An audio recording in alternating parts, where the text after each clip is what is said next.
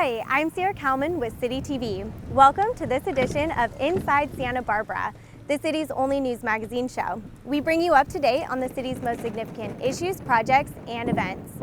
The state of California is experiencing record-setting fires. These fires have rapidly spread over 1 million acres.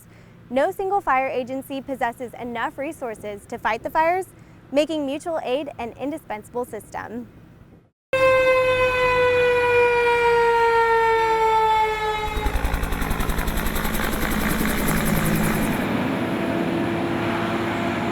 The one out-of-county fire that I did go on this year as a strike team started off in San Luis County. It was an immediate need type 6 strike team, which is a smaller profile brush or wildland type engine.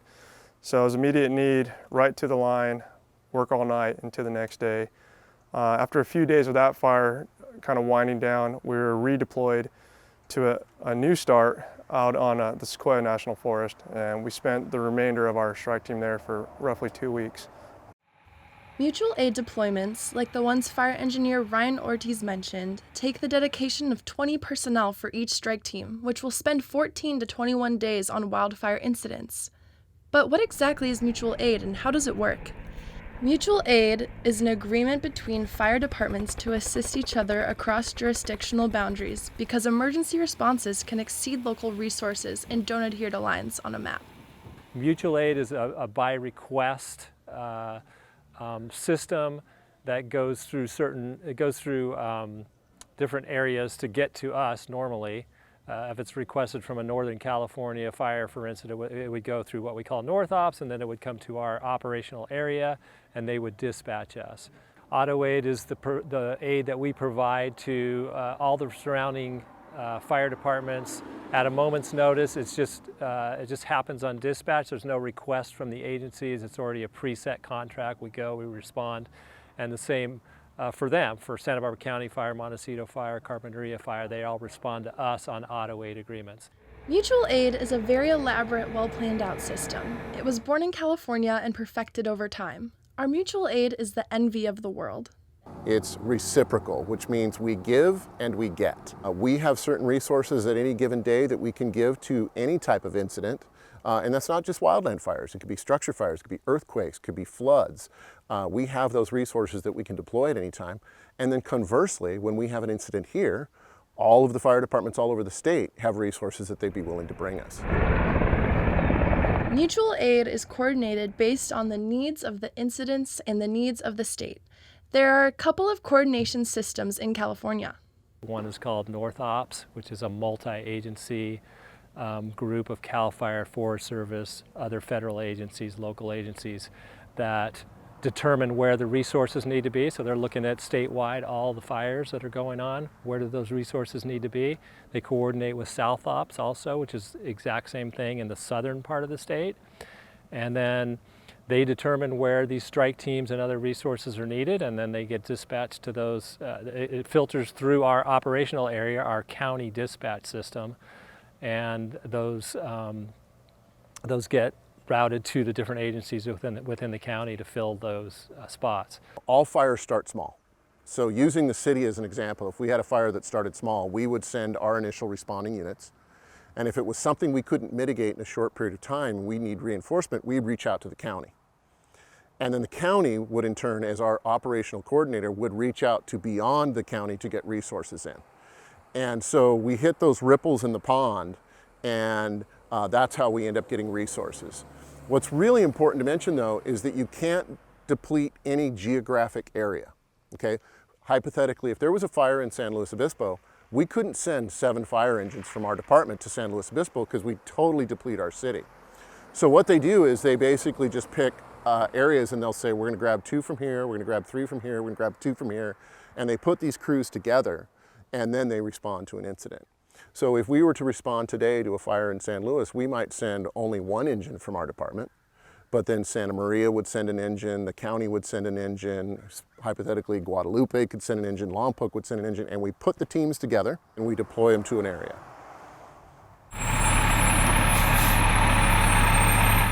Resources that are sent to respond to mutual aid calls include vehicles, gear, and personnel. These resources make it possible to handle any emergency throughout the state. We have two what are called Type 3 brush engines, and we have what's called a Type 6 brush engine. The Type 3s are your large four-wheel drive, off-road capable apparatus that are specifically designed just for wildland incidents. And then we also have a Type 6, which is built on a pickup truck platform with a pump and is capable of really going off-road. We have engines, and we also have some overhead, what we call overhead resources, which are people that, for instance, work in the ICP, the Incident Command Post, to put together the plan and to do things like support firefighters logistically and that type of thing. Our firefighters receive extensive and continual training to receive various certifications. Our firefighters are what we call all risk, and certain people are certified to work in certain positions. We are all certified to handle structural firefighting and wildland firefighting, and that has very different objectives. It's a very different set of rules. It's a very different concept to handle a house fire at 2 o'clock in the morning versus a brush fire at 2 o'clock in the morning. We have equipment for urban search and rescue. We have equipment for water rescue. We have equipment for ocean rescue if our folks are certified in it. So our folks literally carry around 4 sets of gear to some of their incidents. The best training and the best preparation is going on these incidents. And we've been very involved in the mutual aid process for years and years. And so our folks are very used to what needs to be done when the bell rings and we get a fire. And it could be in Vandenberg Air Force Base, or it could be in the far north of the state. Firefighters face challenges with every call, and when they're on a mutual aid call, those challenges increase. When you first go to a fire, generally you're pretty fresh, you have that adrenaline kicking in, and you haven't been physically stressed or worked yet. It's just more mental at first. But yes, over a few days, that physical fatigue does set in, and it also does add to your mental fatigue. But the biggest thing is the fire doesn't care. It doesn't care if it's day 14 or day 1 for you. You have to have that clarity. You have to have that physical ability every time. So, but we also are aware of that as well. So when we're working with the crews, we're constantly monitoring how we're doing, how the crew's doing, and what our abilities are that day as well. One of the things that's really challenging to us is that we are intimately familiar with the city of Santa Barbara. I've been in a majority of the buildings. I've hiked the majority of the canyons. I know Rattlesnake Canyon, okay? I know Cold Springs, I know San Ysidro, I know all of the canyons, I know the Camino Cielo. I know where a fire starts. I can kind of tell you where we think it's gonna go. Conversely, if you take August 29th, and August 29th, they put me in the middle of the Sequoias. I'd never been there. I'd never been to Ponderosa, California. I'd never been to Camp Nelson. I'd never been to Camp Whitsett, which was the Boy Scout camp where we stayed for a week. I'd never been there. So that's a challenge. So not only is it a challenge navigating around, but you don't know what the weather's gonna do. You've got to learn the topography, you've got to learn the weather, you've got to learn where this fire is gonna go, what's gonna happen. You've got to come up with your primary objectives, your alternate plans, your contingency plans, and your emergency plans. What if things go really wrong? How am I going to get these people out of here? Luckily, we have a tremendous amount of resources available to us, from maps to local resources. We try to grab somebody that's local as quickly as possible and say, we're going to need some help here. And people are really, really good helpers. There are financial responsibilities too. Reimbursements to the city are paid by each incident. It includes personnel, apparatus, and administrative costs. The city of Santa Barbara pays its firefighters when they go out of town, or whether they're here in the city. When we go out of town, we're reimbursed by the incident. And that happens through the Office of Emergency Services for the state of California. They represent all the local fire departments, such as Santa Barbara City Fire Department, Montecito Fire Department, or Santa Barbara County Fire Department that responds on these incidents. It's filtered through OES. We submit for reimbursement. We give them our folks time on all these incidents, which they're required to record at the incident also, so there's confirmation. And the apparatus that we use and the administrative costs that it takes to do all that. and the incident reimburses us for that amount. Then goes back into the city's general fund, since the general fund has already paid for our firefighters' time, etc. The best thing residents of Santa Barbara can do is to have a plan and be prepared. The biggest message if I could send home with the public is that our fires are changing. They're becoming more frequent, they're larger. Really want you to be as prepared as possible and get out as soon as possible. Those two things are going to help us the most, and they're going to give you the best chance of survival. Fire season is year-round. Don't let your guard down in December, for instance, because it can happen in December also. You need to be prepared to evacuate. You need to have a plan and be prepared to leave, and leave early when you get the call. My goal is to get myself and my crew home safe. So they come back to Santa Barbara, they can continue working, they can go home to their families. Safety is absolutely paramount with every single thing we do on the job. The mutual aid system has been in California for decades and has proven to be a valuable tool in protecting life and property time and time again. For more information on the fire department, head to the city's website. Speaking of fires, when's the last time you checked your smoke and carbon monoxide detectors?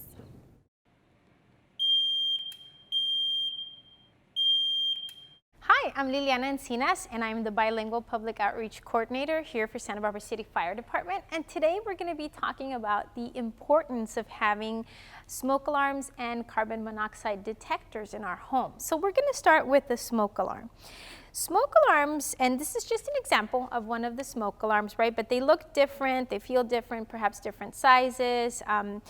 But generally, what we suggest is that you have smoke alarms in every room in your household, at least in every sleeping room, outside of sleeping rooms, and at every level in your home. Due to the fact that some of the modern furnishings could potentially catch fire more rapidly because we're not using materials that are natural, having sufficient alarms that are properly located and properly installed within your home is going to allow you the time to escape safely from the smoke or from the fire. These alarms usually have a lifespan of about 1 to 5 years. There's some alarms that do have a lifespan of about 10 years, right? But what we do suggest is that you check those batteries regularly, perhaps maybe once or twice a year. And you can do that very simple. You can press the button on it. If it makes a really loud sound and clear, then the alarm is working. However, if the alarm starts chirping or there's a different sound to it, it needs that battery replaced. We also want to remind you that you do look at the manufacturer's guidelines or instructions of properly installing them, or the batteries that they do require. Because once we're more familiar with our alarms, then they're more efficient. Don't install smoke alarms near windows, doors, or decks where drafts might interfere with their operation. Never paint smoke alarms. Paint, stickers, or other decorations could keep the alarms from working. For the best protection, interconnect all smoke alarms. When one smoke alarm sounds, they all sound.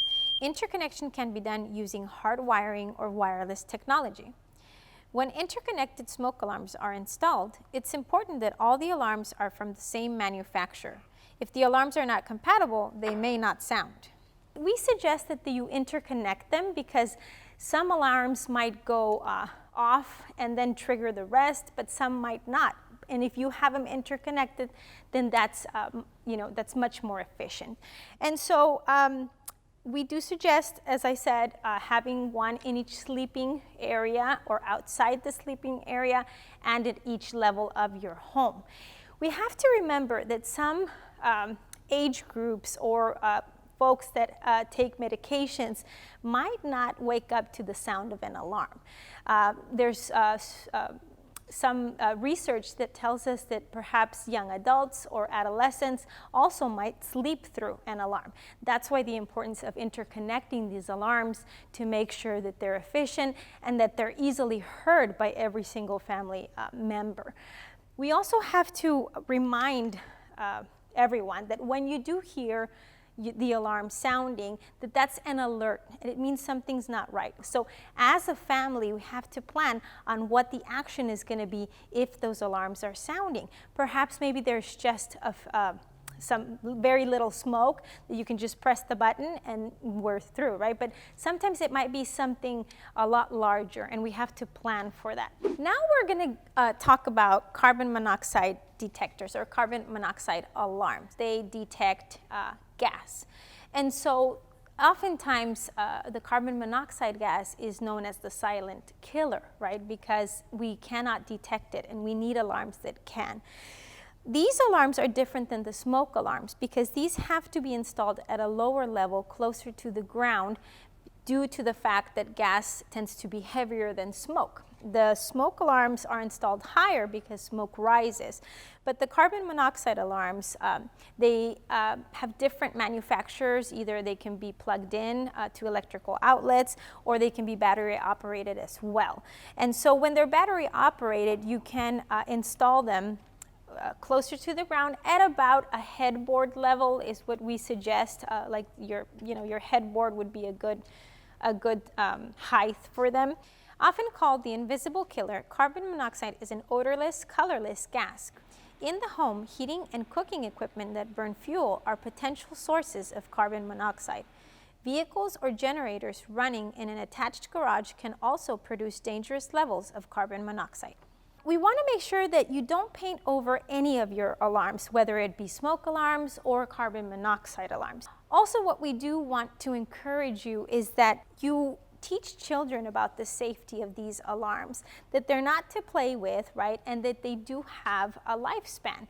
And so if you start hearing noises from your carbon monoxide alarm, it means that either the battery's low or that something's happening with that alarm, so you can replace them.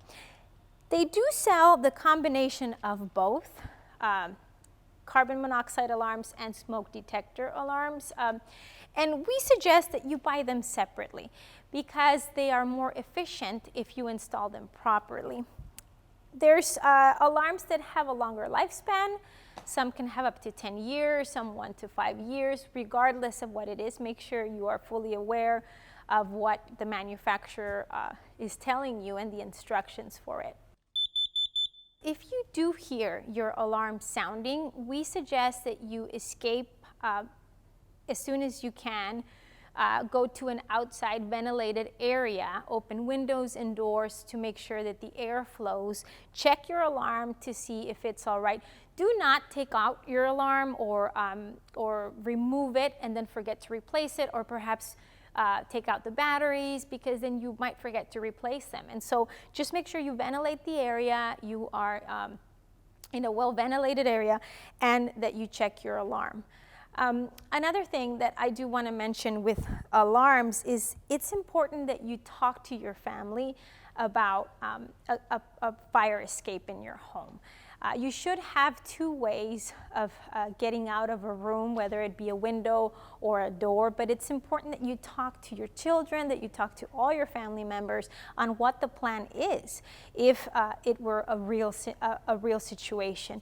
And it's always good to practice, because people will do what they practice, not necessarily what they learn. You can read instructions, you can read guidelines, but when you practice, you'll know what to do. So we might suggest that you get in the habit of checking your alarms once or twice a year and having that practice action plan of what to do if there is a real situation in your home. If you'd like to learn more information about smoke alarms or carbon monoxide alarms, you can visit our website at santabarbaraca.gov, or you can go directly to Santa Barbara City Fire Department's website, or you can check us on social media as well with the Office of Emergency Services for the City of Santa Barbara. And we post regularly about the safety of fire, of alarms, of having a communication plan, a plan of action, and we're better prepared if we do so. Smoke and carbon monoxide detectors save lives. Make sure you install your detectors properly, because your life could depend on it. In our next segment, we'll show you the efforts made by the Santa Barbara Airport to ensure safe and easy traveling.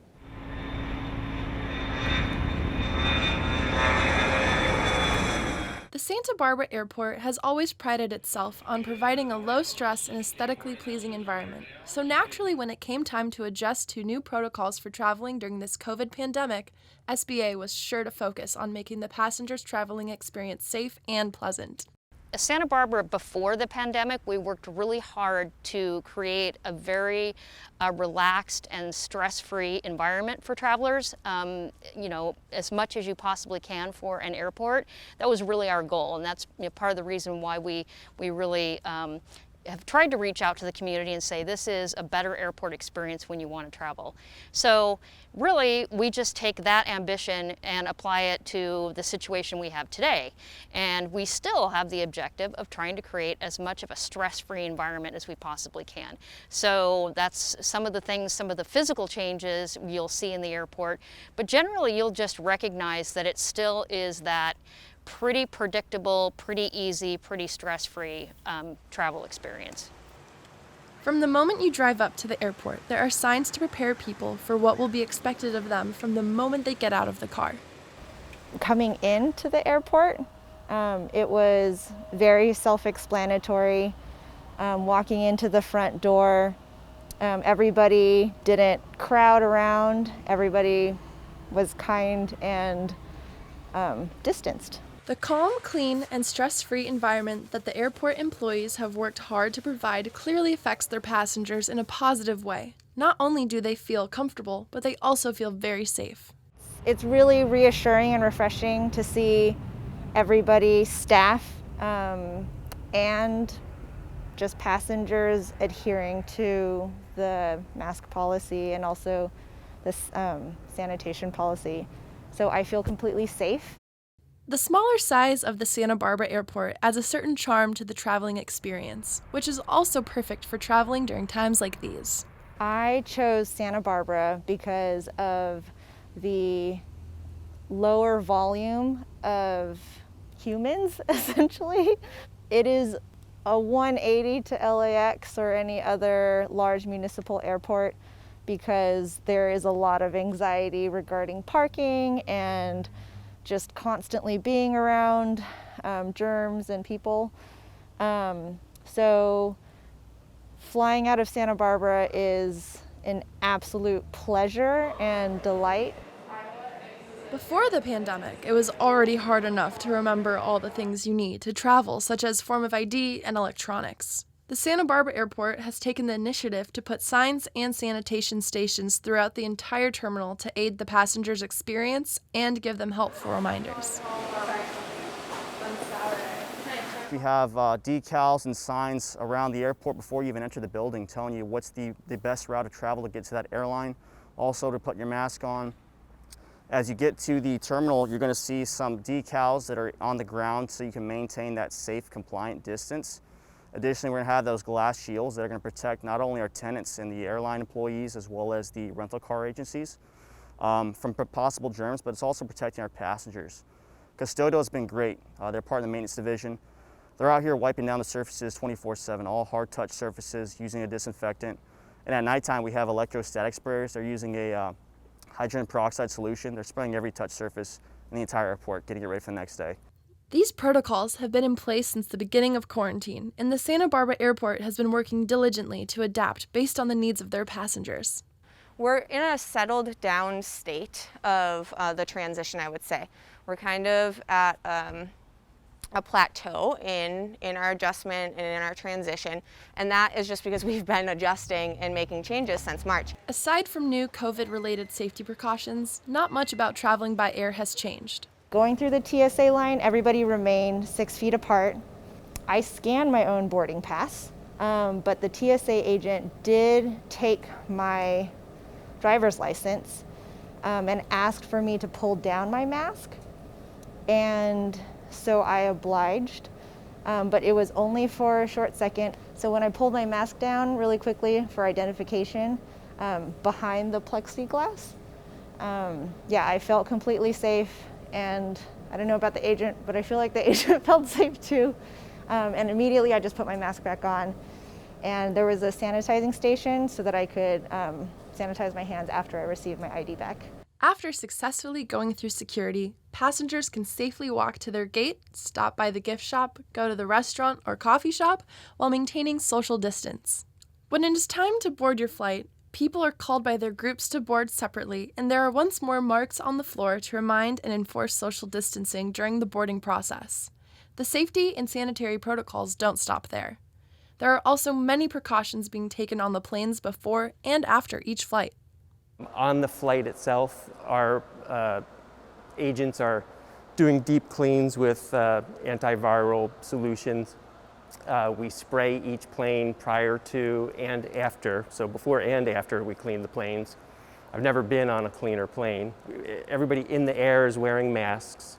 The biggest reason I think that people are not being exposed to the virus on planes is because of the HEPA filters that are running. The HEPA filters will capture 99% of all the viral material that's in the air. These HEPA filters have a full-time job and largely contribute to the safe travel experience for passengers. Something to certainly think about to ease your mind the next time you fly. Although the Santa Barbara Airport does seem to think of everything for their passengers, travelers also have a personal responsibility themselves to be smart, cautious, and courteous when traveling. We do run the HEPA filters even when the plane's just sitting here on the ground now. As we board onto the planes, we spread the people out so that they avoid as much contact as possible. When I traveled, I was with my wife. We actually each had our own aisle to sit in. It was very spread out, and everybody needs to use their own sense of caution and be careful about what your activities are, what your behaviors are. But for me, it was a very positive experience traveling, and I was glad to do it, and I'll look forward to doing it again. With the holidays coming, the Santa Barbara Airport will play an important role in reuniting families, and they are prepared. They are here to help you and your loved ones travel safely, as they always have been. People have some very, very good reasons to want to travel. Sometimes we need to travel, and so particularly going into the holidays, there are a lot of people that really feel like it's time to spend time with their families and they need to travel to be able to do that.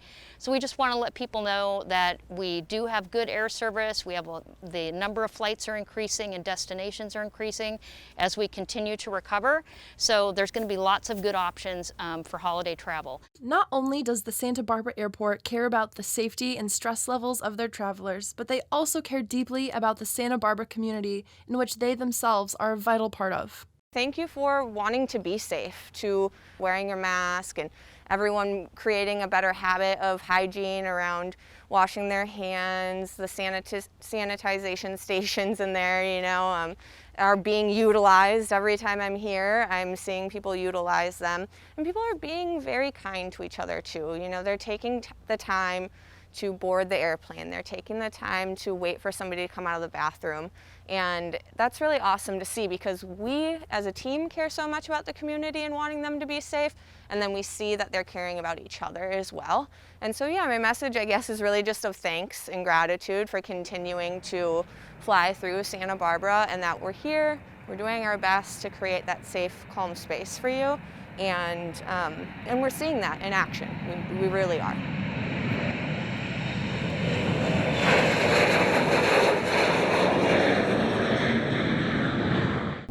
For more information about flying out of the Santa Barbara Airport, visit flysba.com. We'll be right back.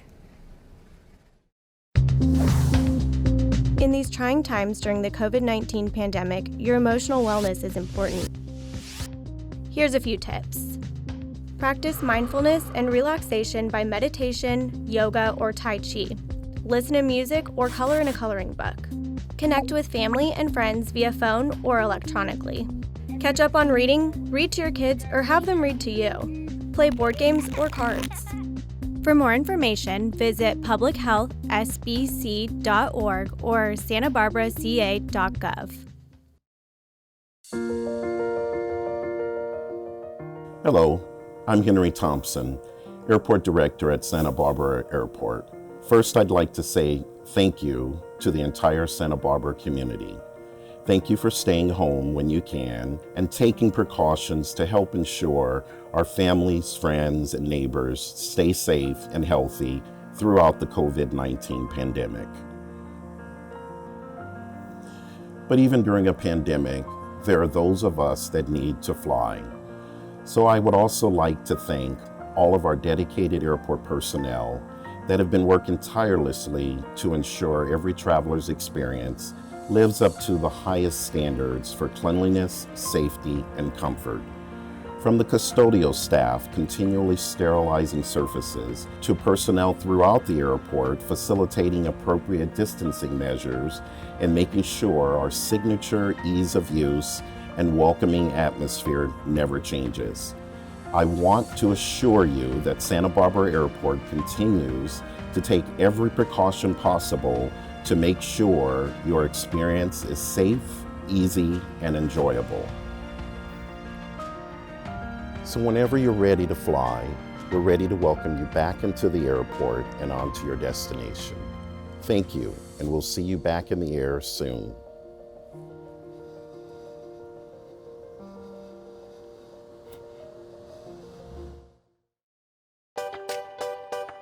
Don't forget your mask when you leave home.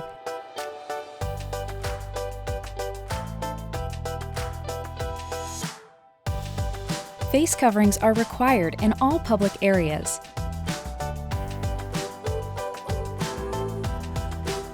If each of us wears a mask, everyone is protected and we can all move around and enjoy all Santa Barbara has to offer safely.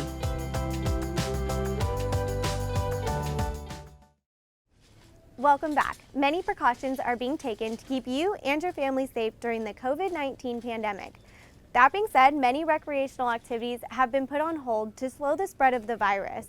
The Parks and Recreation Department show us some low-risk activities you can still participate in while we wait for a vaccine.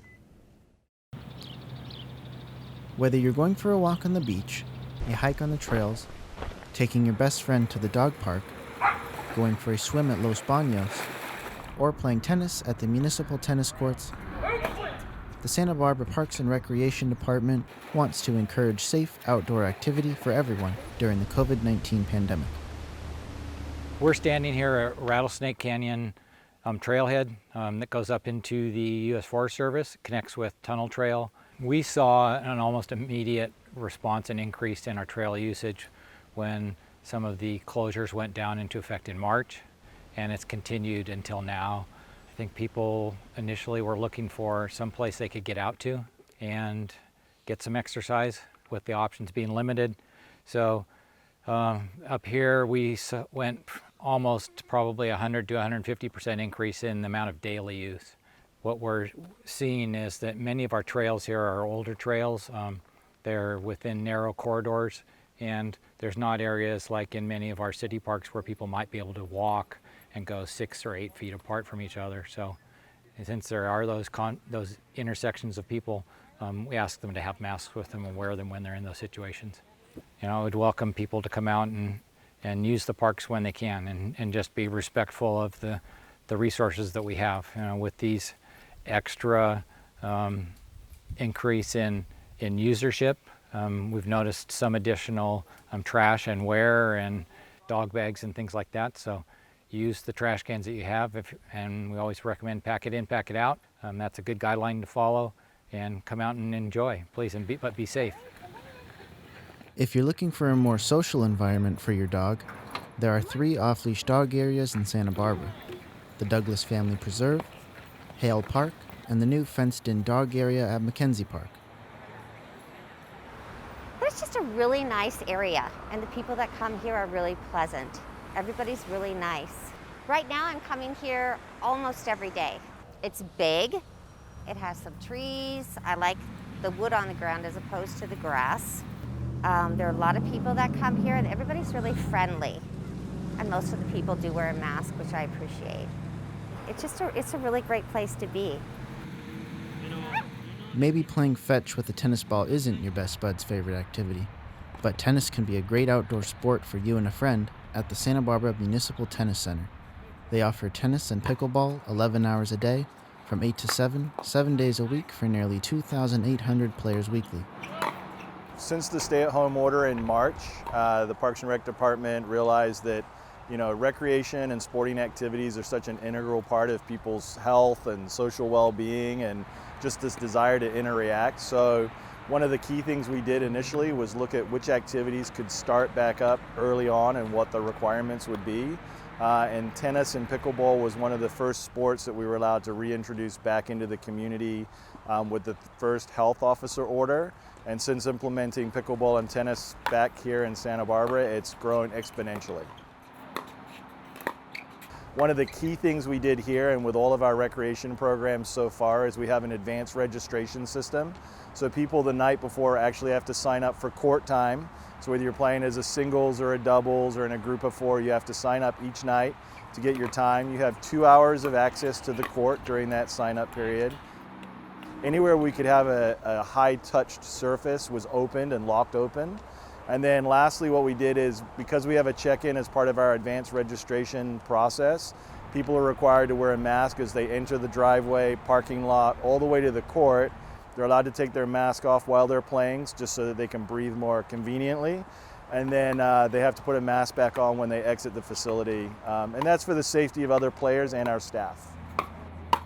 So currently the city operates 3 tennis facilities, 2 of which are currently open. So here at Municipal Tennis and Pickleball Complex, we have all of our courts available and open. We also have Oak Park Tennis Courts, which has blended pickleball lines. That's open and is free to the public. Does not require any sort of advanced registration, but there's only 2 courts there.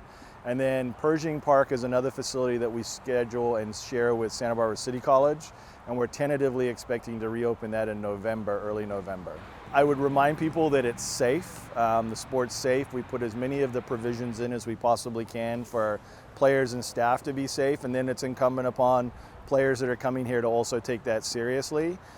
We certainly have open times between 2 o'clock and 4 o'clock most days on all of our courts. So the busiest time is early in the morning up until about 11 a.m. and then again after about 3 p.m. when schools are essentially out now, even though they're doing their social distancing. But I would say, number one, make sure you have a reservation before coming here. Perhaps you're looking for a little more ocean breeze on a light walk instead, like along Shoreline Drive or the Douglas Family Preserve. Both offer a relaxing walking experience.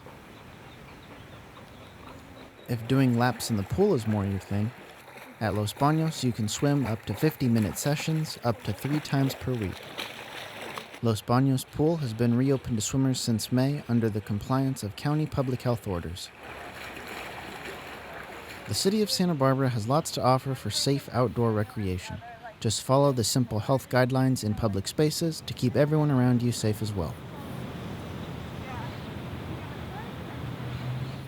For more low-risk recreational activities, head to the Parks and Recreation website at santabarbaraca.gov/parksandrec. The Public Works Department is using new, highly accurate technology to map out its entire water distribution system. Let's see how this GPS technology works and how it's making for quicker repairs. The city's water distribution staff is locating and mapping all their assets, including water mains, water meters, pipes, and more. The City of Santa Barbara's water resources delivers an average of over 12.5 million gallons of water a day, has about 26,000 water accounts, 27,500 water meters, and 300 miles of water main pipes, which makes mapping the system a critical task. New GPS technology, Aero Gold system, is being used to record the locations of each asset. This data will then be used for a multitude of reasons that will benefit both the city staff and the customer. Our team got started on the GPS technology for a couple of reasons. We inherited a lot of assets that are underground, and sometimes the data that is associated with those assets isn't always up to date or accurate. So this was a way for us to kind of monitor and record data that we were installing ourselves. We also have other utility agencies that have assets in the same area, and sometimes their projects don't necessarily leave our assets in the same condition that they were. We're able to really track our assets underground without really having to watch what's happening above ground. We use this system to take GPS points of our new features as they lay new main, new valves, new service connections.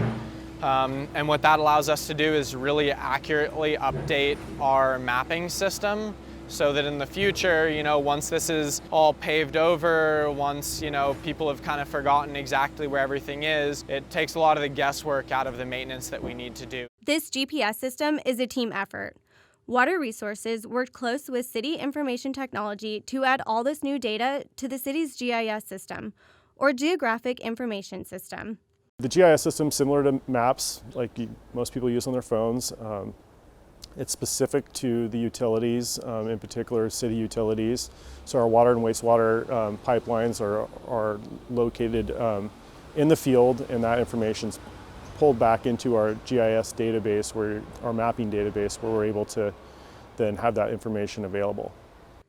The AeroGold GPS system records the location of each asset and is able to recall the information with extreme accuracy, down to the sub-centimeter. It does this by communicating with its base station.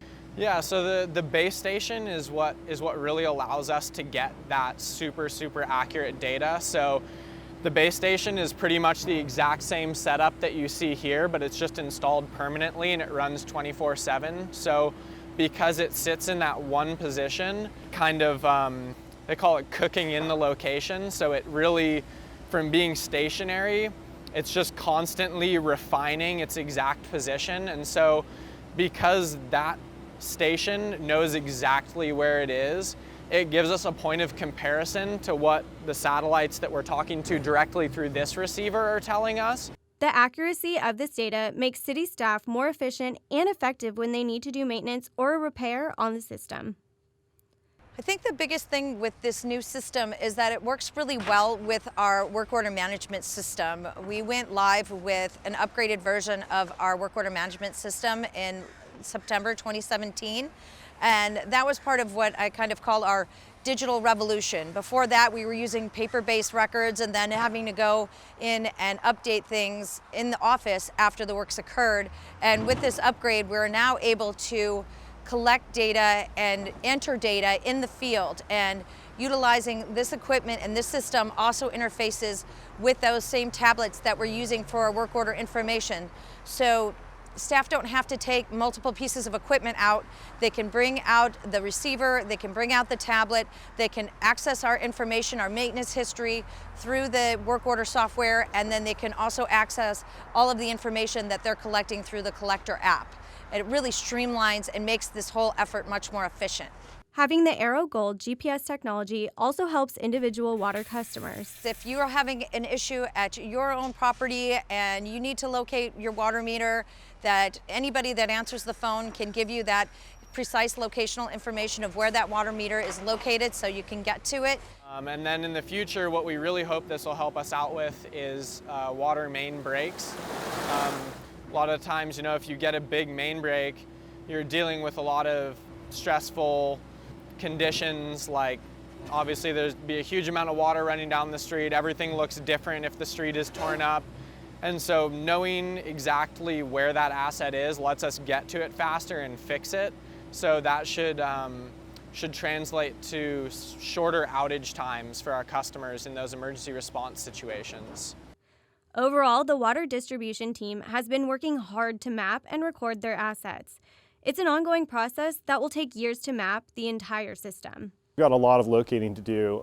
We're trying to make it so that we're integrating the tool into our regular business. So as we visit a water meter, as we visit a buried pipeline, a valve, something like that, we gather the information as we go. And then we're looking at systematically how can we just work through our network of assets and locate them, and then kind of on a system-wide basis. It's a pretty big initiative that we've taken on, and mostly on the training end, but our staff have been really receptive to the technology, and it takes everyone being on board to kind of move forward with an initiative this large, but they've all been very cooperative and eager to learn. We're excited to be using this system, and we think that as we kind of develop our own procedures, we see it's really helpful for us, and we have that base station, and a lot of our other departments I think could benefit. It's super intuitive. It's really just plug and play once you set it up for the first time.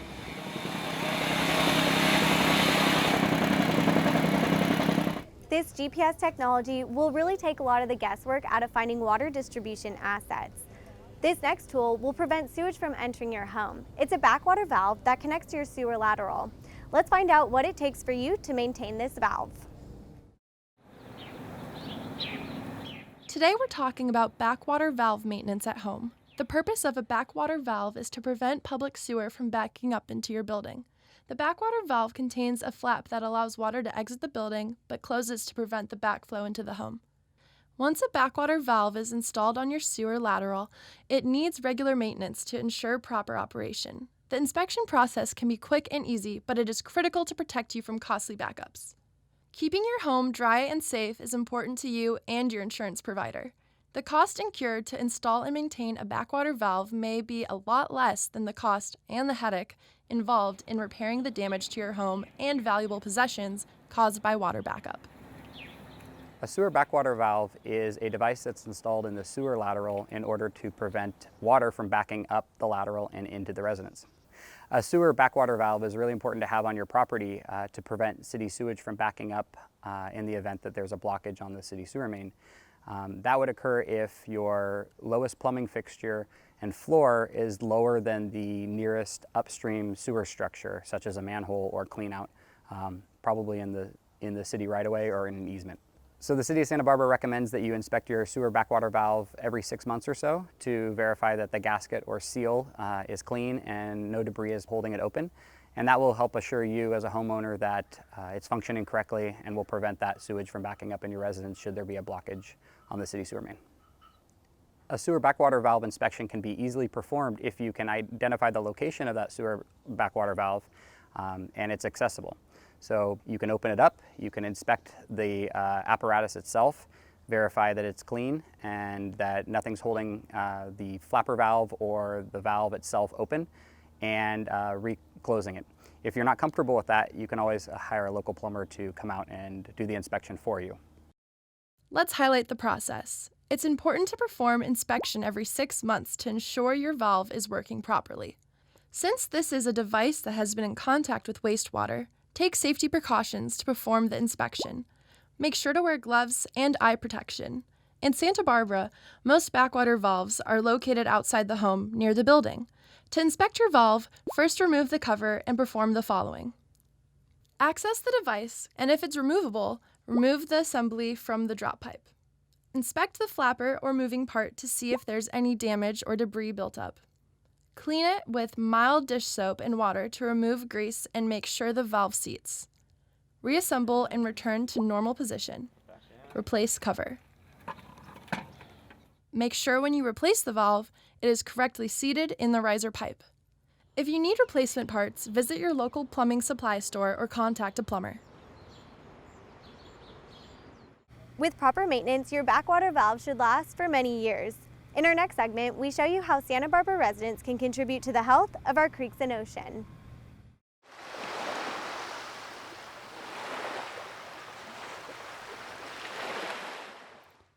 Neonicotinoids are insecticides present in many widely used pest control products.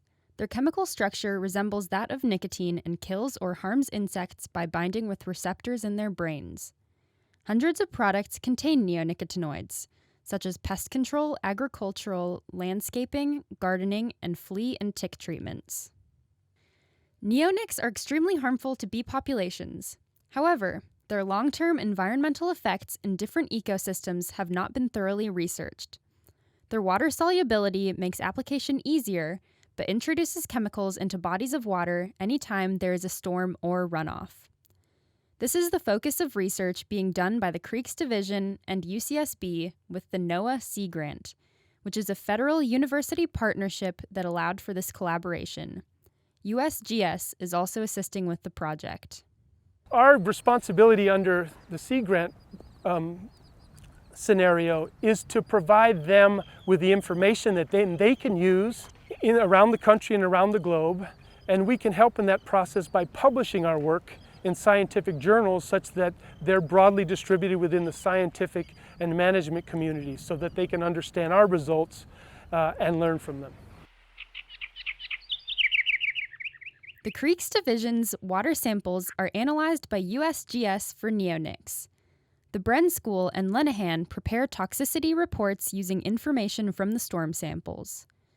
Their goal is to introduce a factual basis and support for regulations. The research allows us to understand the extent of the risk neonics pose to the environment and what measures need to be taken.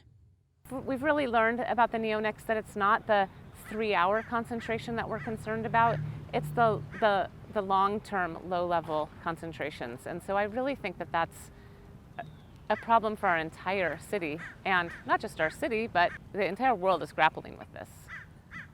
Little research has been done on neonics in aquatic environments. The imperviousness of paved surfaces creates a higher risk of contamination in urban watersheds that collect runoff in larger bodies of water, such as lagoons. Neonics can find their way into water through several routes, especially when the insecticide is widely used and in high concentrations. The more it is used as a pesticide, the more harm comes to the environment, especially when those toxicity levels are combined with other pollutants. Other common metropolitan contaminants, such as copper, mix with the neonics, creating more toxicity for organisms. The grant looks at the bigger picture related to neonics. We find that cocktail of contaminants is extremely toxic to stream and estuarine organisms. So by themselves, those low levels can have some biological effects. When you add them together, there's a synergistic effect. They interact and have a much more profound negative effect than they would the contaminants exposed to the animals by themselves. The best way to prevent environmental harm is to stop using non-organic pesticides. If it is necessary to use pesticides, they should be used in small, targeted doses. However, there are also organic options and fertilizer. The desire for data like that gathered through the Sea Grant project shows the importance of understanding the human impact on the environment and preventing new chemicals and pollutants like neonics from creating irreversible harm to the earth. There are other issues with habitat destruction, there's light pollution, climate change, there are other problems, but I do know if we continue to use these pesticides at this rate that we are going to contribute to more rapid declines of insects, and that's not something that we want. Ecosystems have a fragile balance that is thrown off by changes in the environment. Neonics and other pollutants that can travel miles into different ecosystems present risks to species and their food webs. For species to maintain their current state, their habitats need to be preserved, and contaminants like neonics shouldn't be introduced. The grant research has found the presence of neonics in water far from places with neonic usage. Neonics can travel long distances when dissolved in water and gathered in wind-blown dust. We're getting this low-level pollution really for weeks after each storm. And when you think about how often storms come, that means that some of these aquatic insects and our estuarine organisms are really exposed to these neonics our entire rainy season. And that's very concerning. The research done through NOAA's Sea Grant takes a comprehensive approach to find out the effects of low levels of neonics that are continuously present in different aquatic ecosystems. The Bren School uses models to project long-term effects which have proven the harm that comes to organisms and their entire food webs. The concentrations slow down organisms such as crustaceans, making them easier prey and less likely to catch their own food, while also decreasing reproduction and population. Combined with other pollutants, the negative effects become substantial. I know of no other city besides Santa Barbara that has put together a program like this. The city did a great job of putting together an interdisciplinary group that's utilizing some of the most cutting-edge science and quantitative tools to understand the impact of the neonics. There is a never-ending desire to rid plants of insects by making them toxic with new systemic pesticides. But in doing so, there must be consideration of the consequences other organisms, the good bugs, will face as a result. This grant project also shows that some of the good bugs in Santa Barbara creeks have begun to decline. Santa Barbara residents can play their part in reducing the effects of neonics by educating themselves and others on organic gardening techniques and less toxic products. Check the active ingredients to see if they include any of the following listed on the screen. If you do have to use a pesticide, check the label to see how to use the product safely.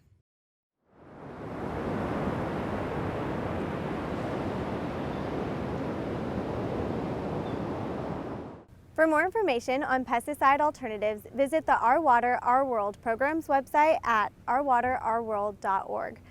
When you think of Santa Barbara and everything it has to offer, Stearns Wharf is probably the first thing that comes to mind. Stearns Wharf is celebrating its 148th anniversary. Let's get to know the wharf a little more.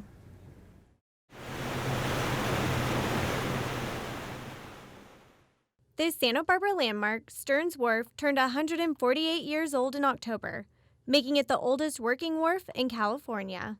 I mean, it's amazing just to think that a structure this big out over the ocean has been here virtually unchanged for 148 years. That is pretty amazing. So I'm optimistic and pretty excited that we'll be here to celebrate the 150th as well. John Peck Stearns built the wharf in 1872 to import lumber directly into the city, making it critical during the time period. So John Peck Stearns came to Santa Barbara. He was out of Santa Cruz, California. Actually, he was a transplant for the gold rush and realized that there was more opportunities than just mining for gold, and somehow got into the lumber business and moved to Santa Barbara around 1867. Santa Barbara at that time had a small wharf at the end of Chapala Street, which didn't reach far enough out, so boats still had to tie up to it, transfer all the goods up a ladder, and Stearns offered to extend this Chapala Street wharf, and the owner said no. So Stearns got the permission to build this wharf at the foot of State Street, and now ships could simply tie up to Santa Barbara to Stearns Wharf, unload the goods easily onto the deck here. So he really opened the door for Santa Barbara. The wharf not only allowed for the imports of goods directly into the city, but has evolved into a central piece of the city, a place where locals and visitors gather. We have a pedestrian counter at the entrance, and we kind of typically get upwards of 700,000 or 800,000 pedestrians only. As you know, there's a whole bunch of vehicle traffic that also comes out here. Just take a look at everyone strolling along the wharf, wandering into businesses, some enjoying a glass of wine, others buying a souvenir, locals gathering for meals, and even some casting their fishing lines into the ocean to see what they can catch. The wharf really is a place for everyone to come and enjoy. But with success comes challenges, and Stearns Wharf has faced its fair share over the years. Lots of fires on the wharf. There's kind of two things we hate out here, is fire and large amounts of water. So there was a big fire, I think it was 1921, the Potter Fire, and then I think it was 1973, the big fire at the Harbor Restaurant, which shut the wharf down for a long time. And I think it was 1989, there was a big fire out by Moby Dick's and Shellfish, which closed the last part of the wharf.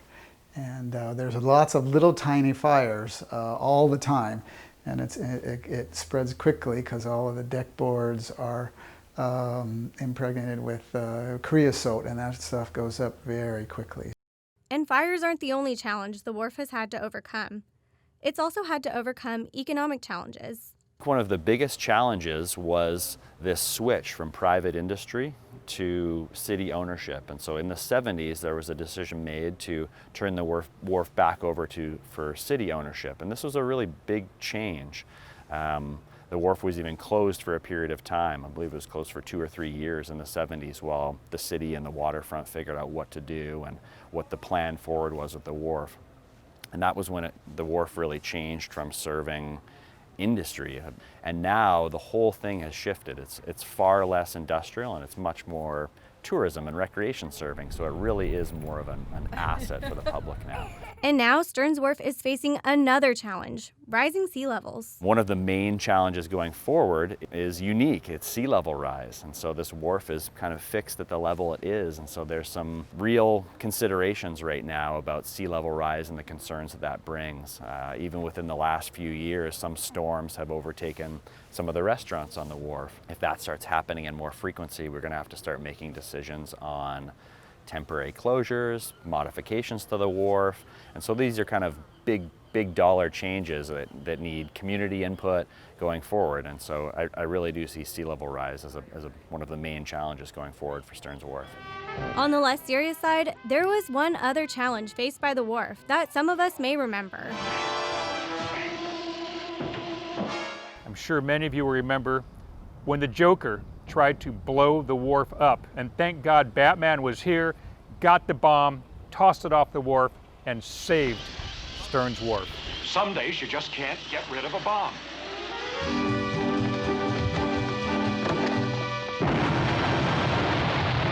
So that was just a movie. And our scenic wharf is perfect for Hollywood, as well as the millions of personal videos and photos people take every year.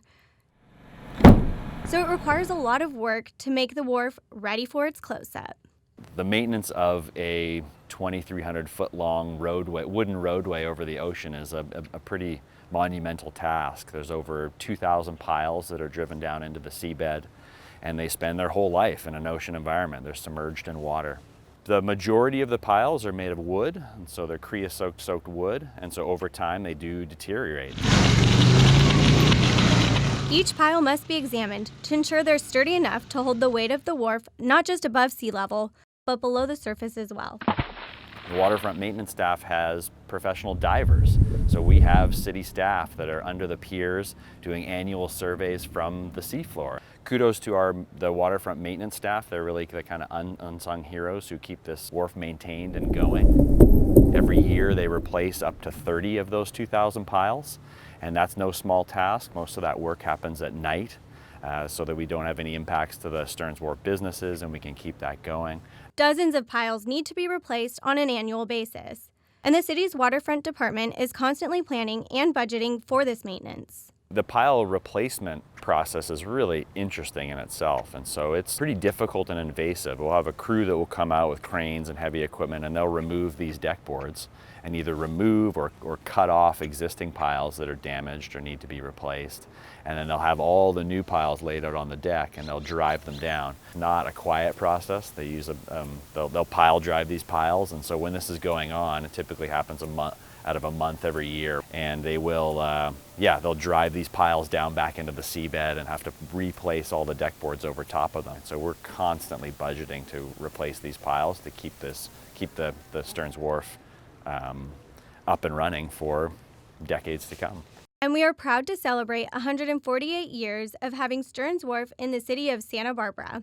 Well, I just hope everybody comes out and enjoys the free fishing out here and the views, and comes to visit all the merchants out here, and they can enjoy Santa Barbara from Stearns Wharf.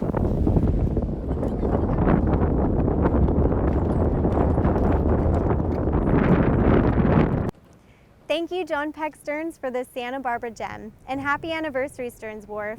If you would like to learn more about the wharf, visit their website, stearnswharf.org. Well, that does it for this episode of Inside Santa Barbara. If you have questions or comments on the show, give City TV a call at 564-5311. Not to worry if you missed anything, you can watch us online at santabarbaraca.gov. I'm your host, Sarah Kelman, and remember, get involved inside Santa Barbara.